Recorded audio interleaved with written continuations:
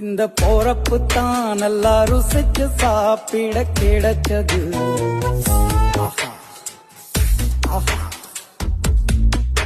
அத நினைச்சு தான் மனோ உலகம் முழுவதும் பருக்குது. அட சுட சுட அட சுட சுட அந்த மதுர மல்லிப்பூ இட்லியே மீன் குழம்புல கொஞ்சம் புரட்டி சாப்பிட எச்சிலு ஊறுது உள்ளுக்குள்ள. இந்த போறப்பு